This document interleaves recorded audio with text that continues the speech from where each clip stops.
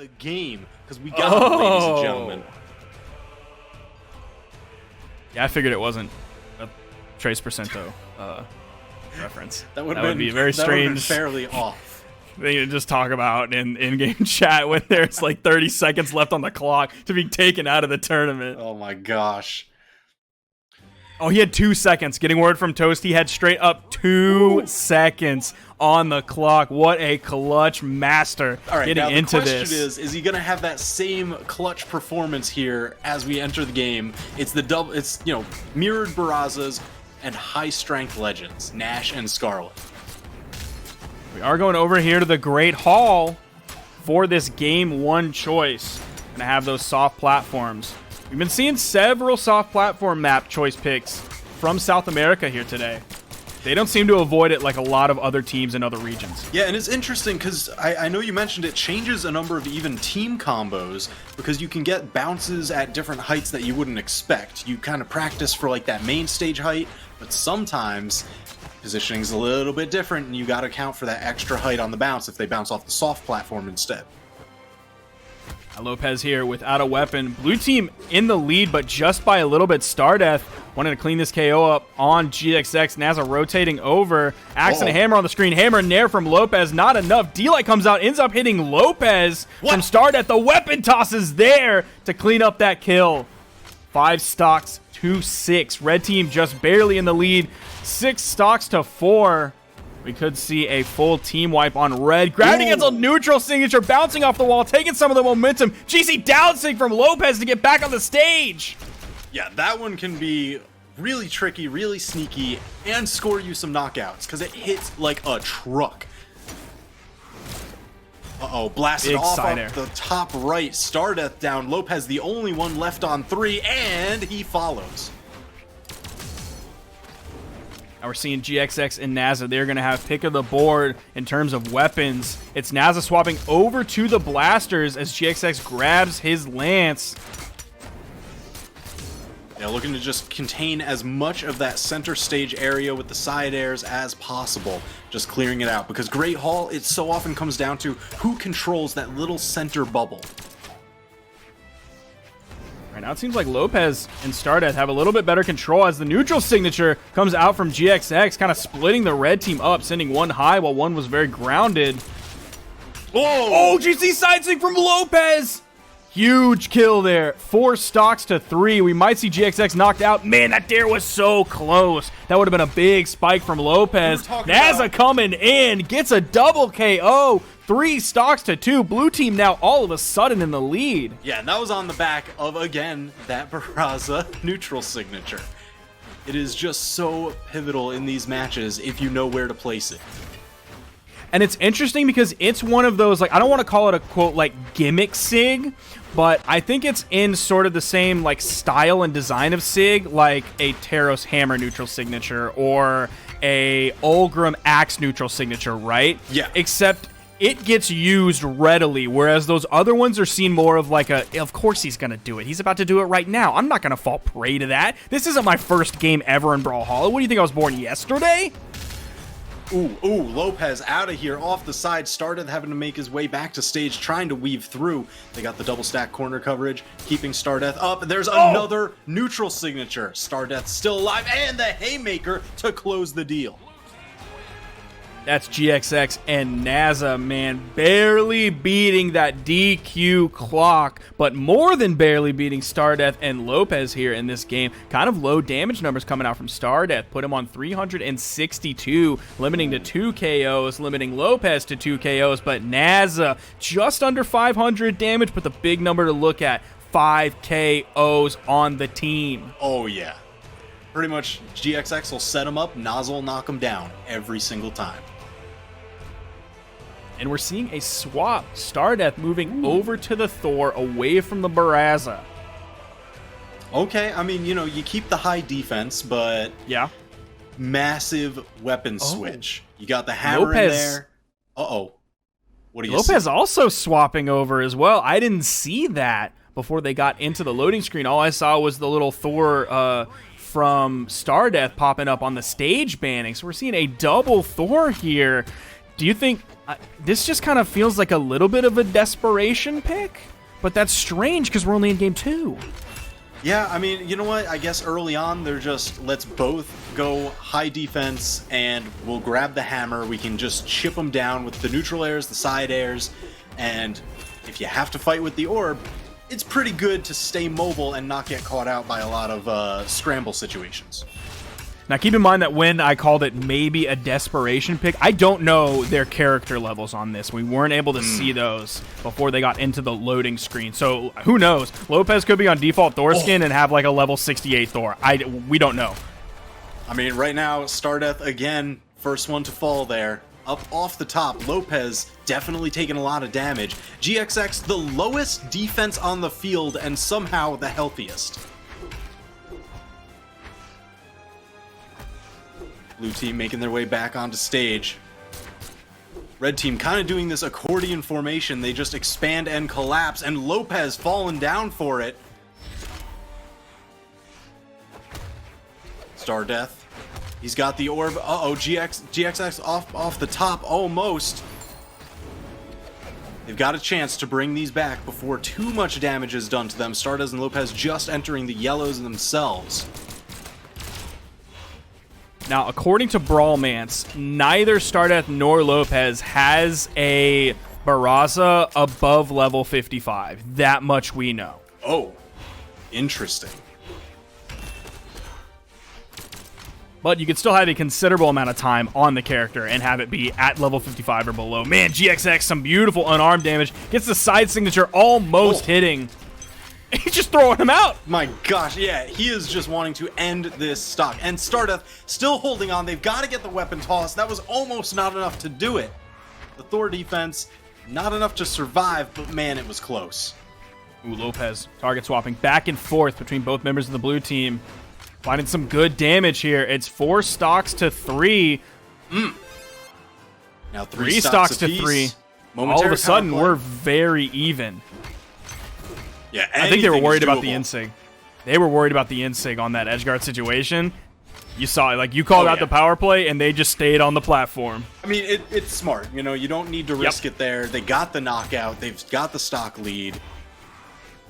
Stardeath and Lopez. Lopez just looking to hang on because he doesn't want to leave his teammate alone for too long.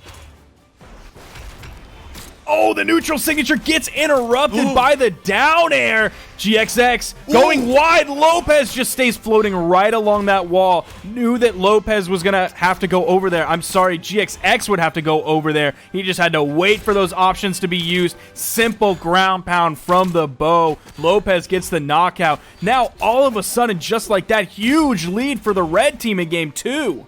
Yeah, and they are just continuing to build this pressure. Lopez off stage and Stardeath just guarding the corner. Should Naza make it back, but not even close. 3 stock victory for the red team. And that's tying up the set 1-1. 640 damage coming out from Lopez. Big damage numbers there that game. GXX limited to just 275. Basically just bullied out of that game. Man, seriously, just turning him into the ping pong ball all the way over to the Ulgrim pick. And Stardeath actually swapping over to Sentinel as well, so no longer the double Thor, but Lopez still thinking it's a good idea. We're heading to Mammoth Fortress. Now this Sentinel, man, this is, like, it does have the hammer carry over from the previous Thor that we saw, but I mean, Katars are going to be kind of a far cry from anything that we saw previously from Stardeath. Oh, yeah. And Katar's not really highly thought of in the 2v2 meta. Like, you're not seeing regular Katar players. You occasionally see an Asuri. But what other Katar players are you regularly seeing? Even like the people who play Katars, like Wrenched, he was playing Bodvar this weekend. Yeah, it's really just one of those, you know, you're not getting, it's harder to do the 2v2 combos with them. It's harder to score some knockouts in the chaos that you have with 4 people on screen. It can do fairly well in 2v1 situations, just because it's a lot of stick and move, just quick moves that don't really leave you too vulnerable. But man, That's Sentinel, the neutral signature, the rising uppercut, definitely doing its job, scoring the first knockout of the match. Now, he does find that first knockout, which gives a pretty solid lead here to the red team, but I'll be curious to see how his damage output is, especially when he's going up against... Nice punish there on the D-Sig. Waited for that to go away. That's the right way you want to punish that. That'll put GXX into a ton of recovery frames. Ooh. But we'll see how he's able to go in with the Katars when there's an Axe on the field, when there's a Lance on the field, when there's so many moves that can outrange him. But that big ground pound from GXX gonna delete Stardeath's stock, and he's back on the Katars. Yeah, I mean, that's always such a brutal move. That Lance ground pound hits so incredibly hard. One of the main ones that you've got to look out for when you're trying to make your way back against a Lance player. Nice D-Sig from Stardeath. So Katar players can sometimes struggle to kill, especially in 2v2, when they can't like super focus 100% in on that target and stick to him like glue because of all the things that are going on. But Stardeath has now found 2 signature knockouts on the D-Sig, found the N-Sig. Yeah, I mean, if you're looking for a versatile signature kit, up off the top finally, but that was only Lopez's first stock. So still, the red team sitting pretty here. Yeah, it's 4 stocks to 3. Naza might find himself in a difficult spot. You see Stardeath chase dodging after him, went for the dare over to the right. Went for the big follow-up option there. Didn't quite find the knockout, but that's why Lopez is here to find that stomp side air. Yeah, and you know, you were talking about Katars usually have trouble finding the knockout and everything, but Sentinel, he's got a very versatile... the friendly fire! GXX too far gone. Now it's 4 stocks to 1. Naza left to do this alone. That's friendly fire that led to a knockout, that led to your teammate being taken out of the game, leading to the 1v2 situation. That is such a brutal thing to happen this late in the game. Both members of the red team taking turns edge guarding there. All right, I hit him. Okay, now it's your turn. Now you hit him. And they were both just like smacking him off the wall constantly, just seeing who could bounce him the farthest. And Stardeath's Sentinel pick, man, looking good, putting out the most damage in the game. Almost putting out more damage than the entire blue team combined. Jeez, I mean, he's got a fantastic signature kit, lots of uses, very effective uses, even in the 2v2 space. So if you're looking for a Katar legend, I mean, he suits it real well. He's defense and speed focused, both very strong in the 2v2 area. And, I mean, come on, you can't go wrong with a hammer in 2v2. Absolutely correct. I will never fight you. Well, never say never. I will almost never fight you on that. It will take an act of God for me to fight you on that. So Stardeath is not going to swap his character very wisely. Getting a nice dare on both members of the blue team. But GXX, on the other hand, will swap away from a Lance character, away from the Scarlet, over onto the Bren. Okay, you know, he gets a little bit of... He's got the extra speed to contest here, so that way he can move, position himself in the support role where he needs to be. That's usually what we see Bryn's ending up doing, especially because the longer range spear and the axe is pretty far range as well. Oh no! That was about as poorly as that could have gone. The Katar neutral air. Hey, listen, the Katar doesn't have to knock him out if you just knock him into friendly fire that does the job for you. Oh, and the big side sig from Naza. That double hit the second blast. That's the one you want to be hitting for the knockout move. Absolutely. I mean, just boom, boom, gone. 5 stocks to 5. Even game here, about a minute into this. Oh, Lopez starting to take some damage. That side signature all the way on the right side of the stage, even extended beyond the main stage onto the soft platform. That was dangerously close to knocking Lopez, a very high defense Thor, out in orange. Jeez, I mean, that would have been pretty pivotal. Hard to come back from there. Oh, okay. Yeah, absolutely worth it. I will take that extra team damage for a knockout every single time. That is 5 stocks to 4. Lopez is looking like that's the link on the chain that you want to hit with a hammer or bolt cutters to sort of break this chain, as he's in the red on his second stock, just barely dodging through that side signature. all the way from GXX. Even put out a little bit of friendly fire there onto Naza. So a solid dodge from Lopez, rising down instead of jumping up after the signature. But Naza's going to clean up the kill. 4 stocks to 4, but 2 and 2 can sometimes, well, most of the time is better than 3 and 1 unless GXX gets knocked out here. Yeah, you've talked about that before. I heard you and Duke discussing it on what that stock distribution kind of does to your game. Uh-oh. Oh, Naza. Oh, Naza. I Oh, got some of Naza. this right there. Jeez, yeah, because the 3 and 1, like, yeah, it's the same amount of stocks, but you're only 1 knockout away from just getting team comboed out of the tournament. Yeah, it's always totally situationally dependent on whether 3 and 1 is better or worse than 2 and 2. Like at its core, if all the healths are equal, 3 and 1 is usually worse than 2 and 2. But you look at it right now, the 3 and 1 has now drastically changed over to the 2 and 1, and the person with 1 stock is in that kill damage. That's exactly what you don't want. You want to spread more similar to the blue team. Yeah, they're starting to cut through Stardeath's HP here, but Lopez is absolutely the one to watch. This match is all going to hinge on what happens to him here. Knocked off the top, gone. Now Stardeath left alone to cut through 3 stocks. This is doable. It's going to be really tough. That's one of the stocks. See, if the health would have been reversed and it would have been GXX, the 1 in kill damage, this would be much more winnable. It's going to be very tough because he's going to have to fight through half of GXX's stock. It's going to take a solid amount of damage to get him into the red, especially because Stardeath will have to either find a Qatar move that'll knock out from the light attack kit, which you're going to have to find some damage for that, or you'll have to find a signature, which is going to put you in punish zone for Naza to hit you. Yeah, it's really just going to be stick and move, get those slaps, but even there, Naza's just so on point for any kind of punish follow-up. You can't even land a down air. Jeez. And if he's hitting those side airs on stage, slapping GXX, bouncing him off the stage, you need like an inhuman amount of damage for that to be the knockout move.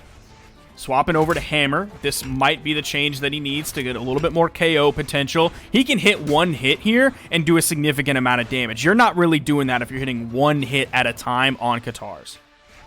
Yeah, and all right, so yeah, look at this. GXX often taking the back end position because he knows that's the main target for Stardeath right now. Oh, big X side air from Naza. That friendly fire. Stardeath dodging through the side air from Naza.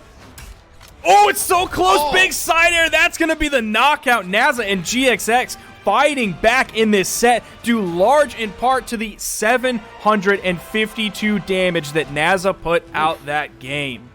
Yeah, that is brutal. I was looking, you had two players there on opposite teams, both in the 300 damage range. So you'd say like, all right, yeah, maybe one of them underperformed a little bit, but it's like, nah, when you got the team total still over $1,000, you're doing good. Going into this game, Stardeath still on this Sentinel. GXX still staying on this Bryn that he just swapped to. All right, going so back given that they're Great Hall. staying there, how do you feel about this map pick now that we're on these different legends? You know, I'm less questionable about it than I would be at any other time, right? Because I'm not a fan of Great Hall. I don't like to see it in 2s. I think it is a very strange map, but it seems like this region specifically knows better ways to play on it, and I think this could really go either way. We are in Game 5 here, so Naza and GXX have done a great job of fighting their way back into this, and I'm going to honor their pick because they did choose this. It was Stardeath and Lopez that ended up banning down to the 3, so this was their choice. Yeah, I mean, I guess they both get the ledge cancel down light combos for the axe. They both have that, and then you both of your downlights can reach small platforms. Yep. So we got 2 knockouts back to back there, 1 on each side of the teams. So we've got 5 stocks apiece across the board. Little bit of a health advantage for the red team, but I mean that's tenuous at best. Oh, the D-Light recovery. Lopez grabbing it on the soft top platform. Beautiful pickup there. Didn't have to worry about that high ceiling.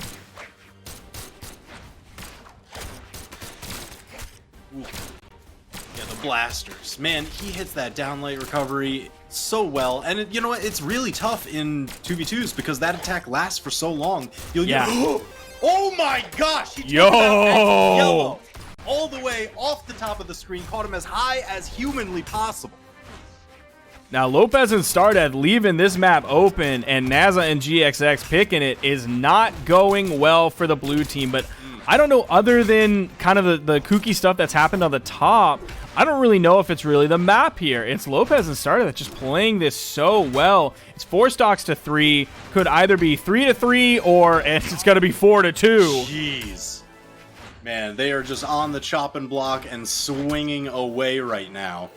Stardeath and Lopes, massive advantage. Yeah, it's really just been, they've been able to maintain control of the stage a little bit. Hasn't really been because of the soft platforms at all. It's really just, I don't know, they run that queen sacrifice a little bit better. Okay, my teammate's going to go in front, you're going to try and swing at him, but you'll get tagged in the back for trying. It's now 3 to 2.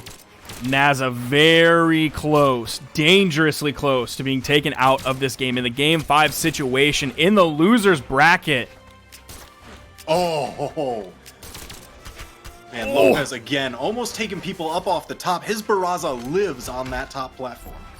Oh, the nair from Stardeath, taking him out. GXX alone in this 1v2. That's an easy punish for Stardeath. Lopes is going to interrupt it just a little bit, but a little bit of damage was done. Big dare from GXX. Is Stardeath going to rotate down? He's going to throw his weapon. Notice that there's still a spawn on the stage from to grab. Looking for some offstage Qatar play, something we haven't seen too much from him so far. Another recovery from Lopes, grabbing so many KOs off that soft top platform, making GXX and Naza completely regret taking the red team there. Jeez, and yeah, Lopes with 5 of those knockouts to his name. Insane. Amazing work from them that game. Stardeath and Lopes, they went up hard, and then that began the fight back from Naza and GXX, but Stardeath and Lopes were still able to close it out in the end. They're going to be moving on into the loser semis to fight the win of Fiend and Balthazar versus Pahe and News. All right, but I'm going to be taking it back.